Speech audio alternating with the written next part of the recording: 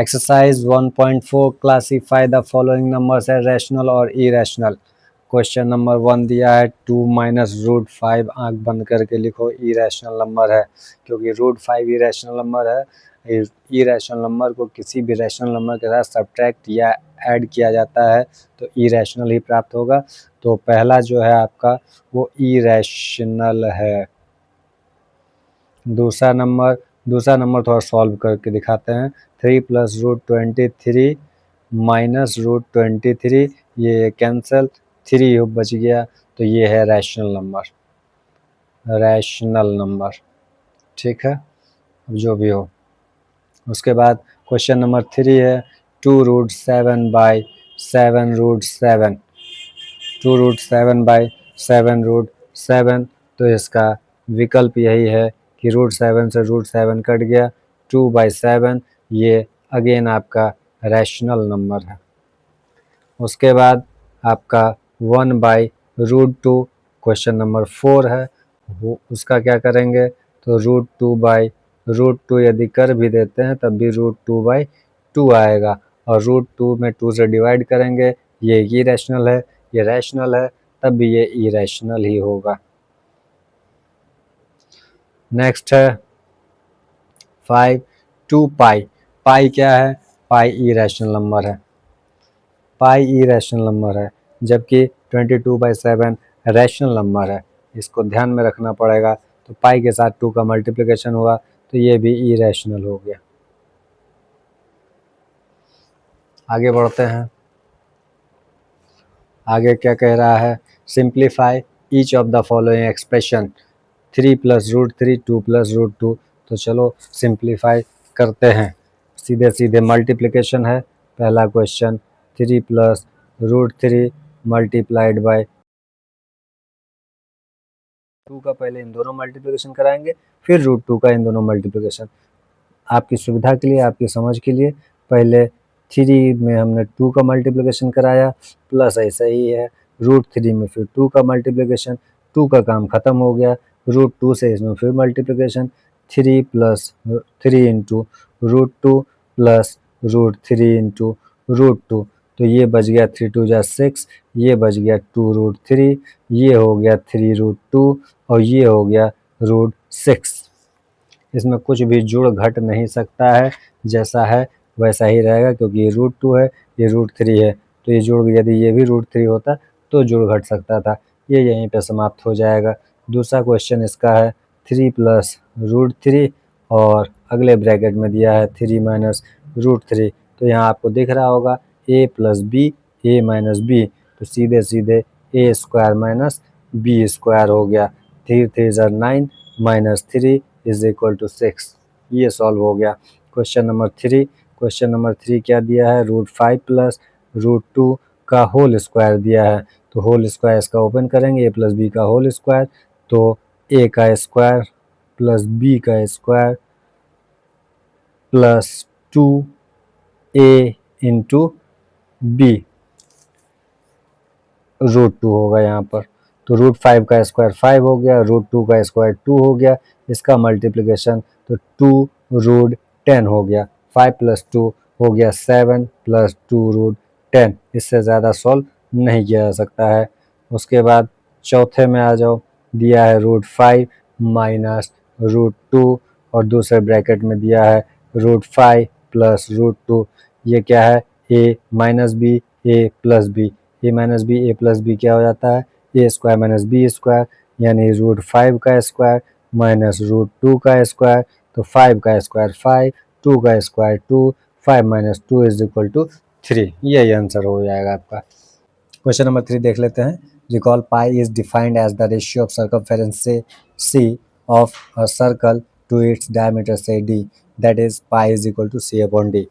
पाई की जो वैल्यू निकलती है वो किसी भी सर्कल के सर्कमफेरेंस में उसी सर्कल के डायमीटर से डिवीज़न करने पर जो वैल्यू आती है वो वैल्यू पाई कहलाती है। ठीक है, this seems to be contradict the fact that pi is irrational. How will you resolve this contradiction. Pi की वैल्यू हम लोग क्वेश्चन में जो है पाई 22/7 रखते हैं, और 22/7 जो है वो रैशनल नंबर है। जबकि पाई जो है एग्जैक्टली वो इरेशनल नंबर है। We know that 22/7 is not the exact value of pi, which is a rational number. The value of pi is equal to 3.1415925 dash dash dash, which is non-terminating, non-recurring, so it is a irrational number.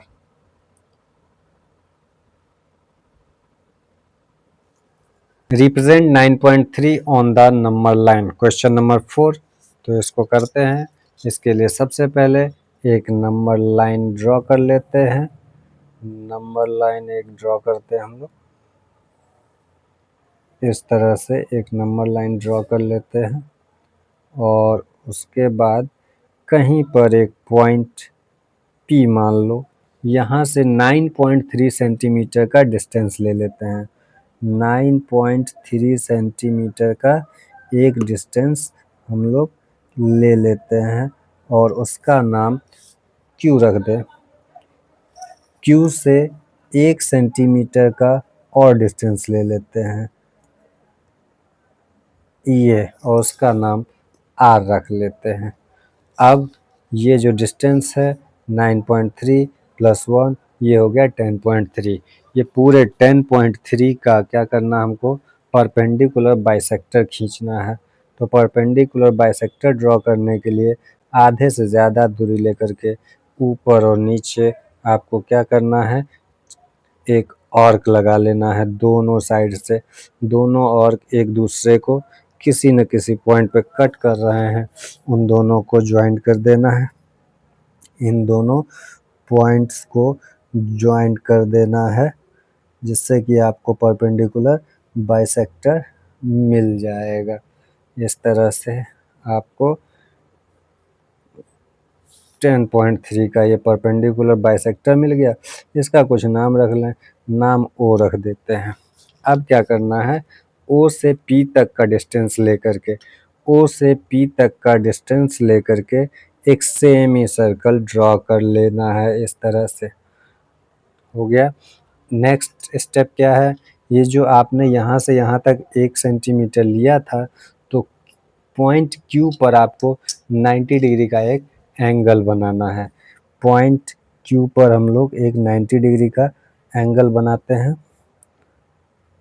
इस तरह से एक point ले लिया है, अब इस पर बनाते हैं 90 डिग्री का एंगल। ये तैयार हो गया 90 डिग्री का एंगल। अब ये जो 90 डिग्री का एंगल तैयार किया, तो ये लाइन इस सेमी सर्कल को इस पॉइंट पर कट कर रहा है। इसका कुछ नाम रख देते हैं, PQR, OPQRS रख लेते हैं। हो गया। O से S को ज्वाइंट कर देते हैं। अगेन O से S को हम लोग ज्वाइंट कर देते हैं, तो हमको एक राइट एंगल ट्रायंगल दिख गया। एक राइट एंगल ट्रायंगल OQS दिख गया। अब नेक्स्ट स्टेप क्या है, Q से S तक का डिस्टेंस ले लो और डिस्टेंस लेकर के अगेन एक आर्क ड्रॉ कर लेते हैं। एक आर्क ड्रॉ कर लेते हैं इस तरह से। तो ये जो हमने आर्क ड्रॉ किया, तो ये इस पॉइंट को कहीं कट कर रहा है, इसको T मान लो।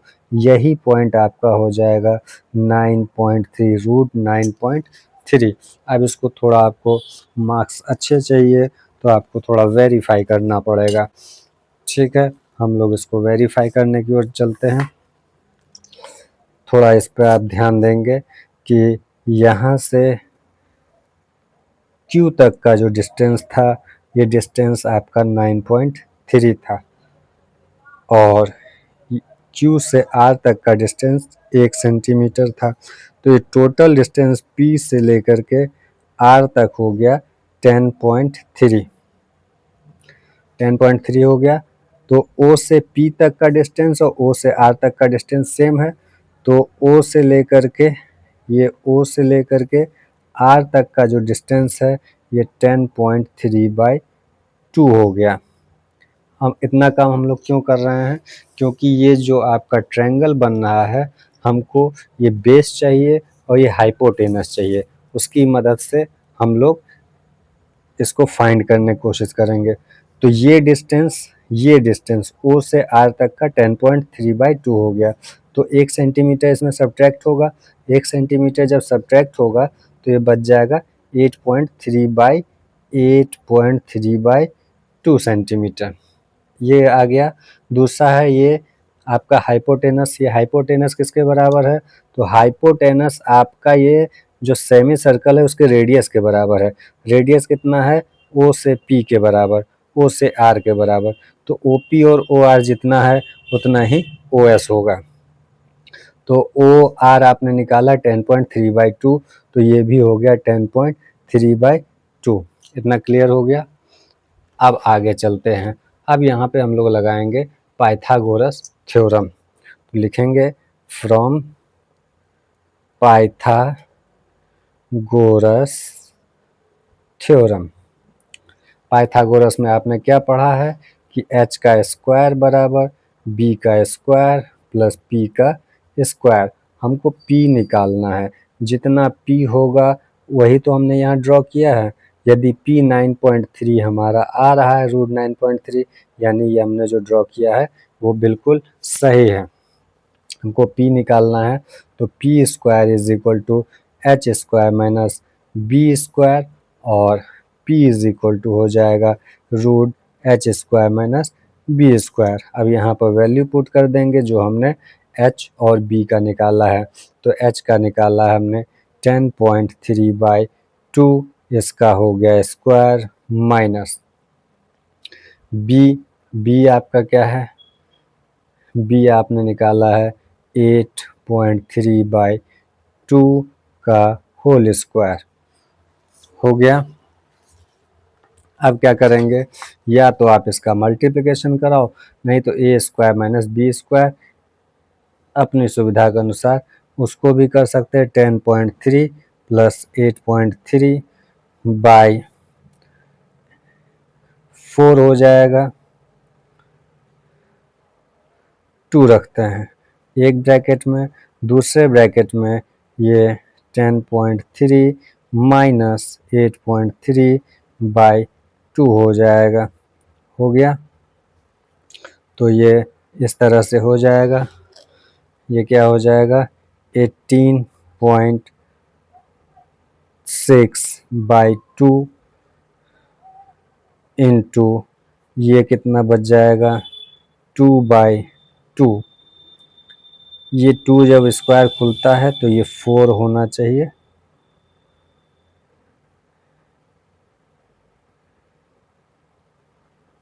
नहीं, 2 ही रहेगा, ये 2 ही रहेगा। 2 से 2 ये कैंसिल हो गया। अब यहाँ बच गया 18.6/2। तो 18.6/2 में हम डिवाइड करेंगे तो 9.3 बचेगा। चाहे आप सीधे स्क्वायर खोल के करें, चाहे इस तरह से करें, तो ये 9.3 सेंटीमीटर, यानी हमने जो ड्रॉ किया है वो एग्जैक्टली सही है। और ज़्यादा बेहतर करने के लिए आपको जो कंस्ट्रक्शन के टर्म हैं, जो भी आपने स्टेप्स किए हैं, उनको आपको लिखना चाहिए। चलते हैं अगले प्रश्न की ओर। Question number 5, rationalise the denominator of the following. Denominator को रैशनलाइज करना है। किस तरह से करेंगे? तो 1/√7। 1/√7, तो √7 का मल्टीप्लिकेशन एक बार ऊपर एक बार नीचे, तो ये √7 ऐसे ही रह जाएगा, और √7 का मल्टीप्लिकेशन 7 हो गया। क्वेश्चन नंबर 2 में भी वही करेंगे। 1/√7 माइनस √6। अब यहाँ पर क्या है? यहाँ केवल एक रूट की संख्या थी, यहाँ 2 हो गई, तो इसका रैशनलाइजेशन कैसे होगा, तो बीच का जो इसका साइन है उसको केवल चेंज कर देंगे। तो √7 प्लस √6 बाई √7 प्लस √6 हो गया मल्टीप्लिकेशन। जब इसका मल्टीप्लिकेशन 1 से होगा तो √7 प्लस √6 ऐसे ही रह जाएगा। ये a minus B a plus B यानी a का स्क्वायर माइनस b का स्क्वायर। रैशनलाइजेशन का मेन उद्देश्य क्या होता है कि रूट का साइन नीचे से डिनोमिनेटर से हमको ख़त्म करना है। तो ये √7 प्लस √6 बाई √7 का स्क्वायर 7, √6 का square 6, 7 minus 6 is equal to 1। तो ये हो गया √7 प्लस √6, यही आपका आंसर है। क्वेश्चन नंबर 3 की ओर बढ़ेंगे। क्वेश्चन नंबर 3 दिया है 1/√5 प्लस √2। इसमें भी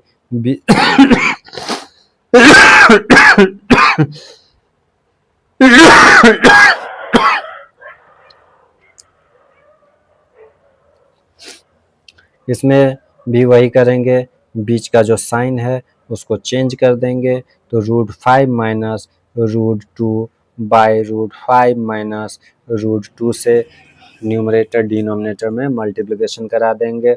तो ये कुछ इस तरह से हो जाएगा, √5 माइनस √2 ऐसे ही रहेगा क्योंकि 1 से मल्टीप्लिकेशन होगा। ये फिर a प्लस बी और a माइनस बी हो गया। तो ये हो गया a square minus B square. तो √5 माइनस √2 अपनी जगह पर है, √5 का स्क्वायर 5, √2 का स्क्वायर 2। तो ये कुछ इस तरह से हो गया, √5 माइनस √2 बाई 3। यही आपका आंसर है। चलते हैं क्वेश्चन नंबर 4 की ओर। क्वेश्चन नंबर 4 क्या कह रहा है, 1/√7 माइनस 2। यहाँ एक ही में रूट लगा हुआ है, लेकिन जब रैशनलाइज करेंगे तो वही प्रोसेस लगाएंगे कि बीच का क्या करेंगे, साइन चेंज कर देंगे। तो ये हो जाएगा √7 प्लस 2 बाई √7 प्लस 2। तो ये हो जाएगा √7 plus 2 by a minus B a plus B, a का स्क्वायर माइनस b का स्क्वायर। तो ये हो गया √7 प्लस 2 बाई √7 का स्क्वायर 7 माइनस 4। तो ये कुछ इस तरह हो जाएगा, √7 plus 2 by 7 minus 4 is equal to 3। यही आपका आंसर होगा।